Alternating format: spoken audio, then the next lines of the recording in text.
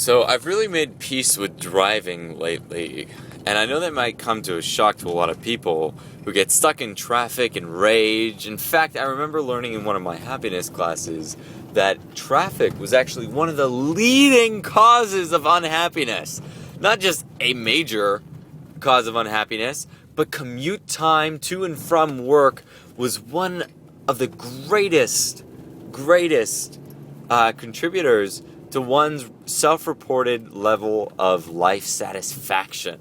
Wow. Cut your commute time in half, and your satisfaction and your pleasure that you experience from your life can double. That's huge. It also, it almost makes you want to move closer to your job, doesn't it? Or work from home or something like that, right? And you can tell there are a lot of people who have huge commute times, and all they do all day long is dread that period, that 2 hours to work and 2 hours or 4 hours coming home. It's huge. It's crazy. But you know what? I've made peace with this process.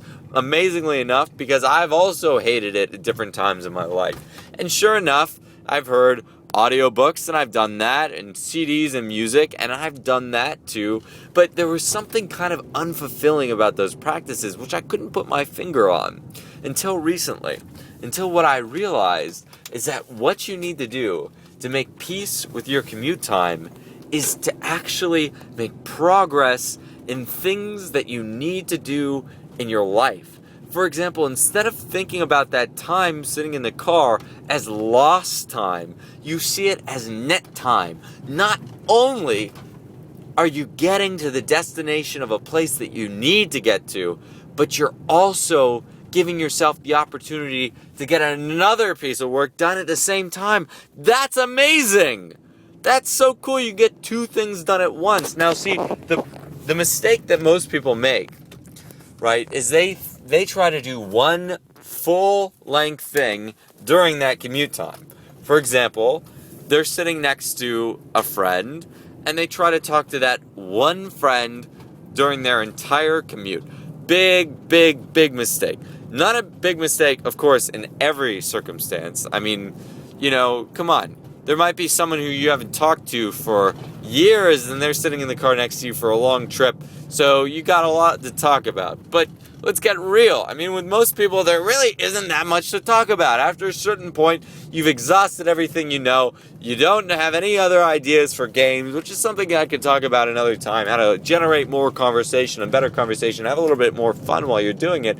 But at a certain point, sometimes you just get bored with people. You've had enough of their energy. You want something else. And the trouble is that when people get stuck with that same energy while they're driving, they get drained. Driving equals drain. That's what goes through most people's minds.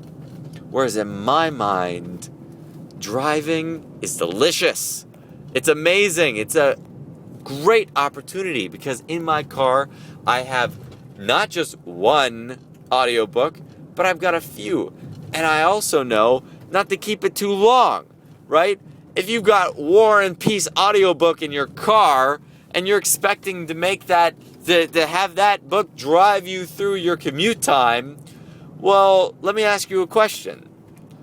Would you go home right now and read War and Peace for an hour and a half and be totally thrilled about it? If yes, then yeah, listen to War and Peace. If not, well, you got to find something a little bit more entertaining, something a little bit more stimulating. And for a lot of people, they have, Sirius satellite radio, and they can listen to comedy, they can listen to this, which is great. But, again, one of the problems of doing that is that you're not actually getting what you need, right?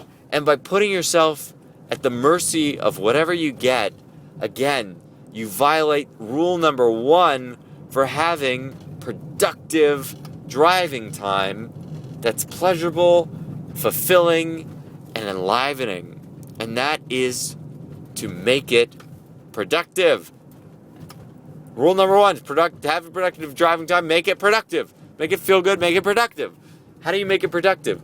Well, you use that net time to do things which you had to do anyways. Or even better, to do things which you didn't have to do, but you want to do, and you might not have found the time to do besides that. For example, maybe there's a phone call that you have to make. And of course, while I say this, I have to say that Talking on your phone while driving is illegal. Actually, I can't remember right now if it's illegal to have a little earpiece in or something like that. But either way, it's better to have an earpiece in because then you can concentrate more, which is important. You know, I've read those studies where they say that driving while talking on the phone is actually worse than drunk driving. But, if you're going to do it, you're going to do it. And I would say that it's a pretty fun thing to do.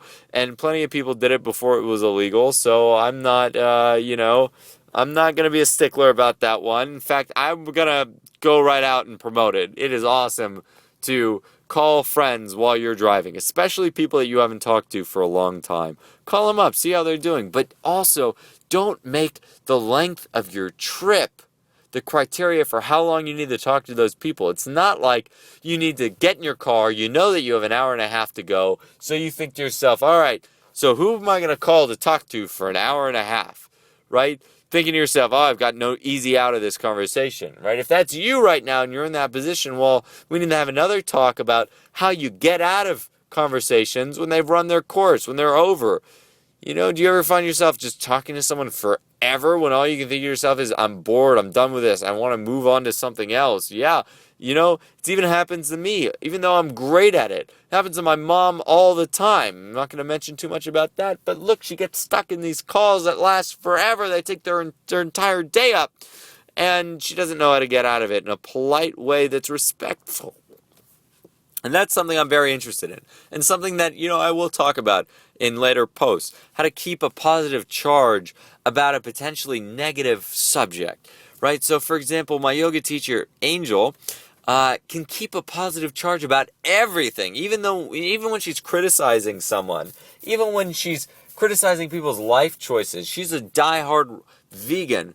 And every time she sees people eat meat, she tells them she speaks her mind. She criticizes them. She lets them know about the truth of the matter, right? And that can be sometimes very disturbing, awful things. But the truth of it is that if she can present it in a way that doesn't carry that negative charge, that's positive and fulfilling and life-affirming for all people involved, well, guess what? They're more likely to take it in, and she's more likely to feel good about it, and everyone wins. Right? So I'm not going to go on any longer, but I'm just saying make driving your friend, because when you can realize you have an amazing opportunity. I try to get in my car now as much as possible because I know I'm going to do things during that time period which I wouldn't be doing if I wasn't in my car, and I end up killing 50 birds with one stone and fulfilling my life in ways that I wouldn't otherwise. Reclaiming old connections, all of it. So much love, many blessings, and make driving your friend.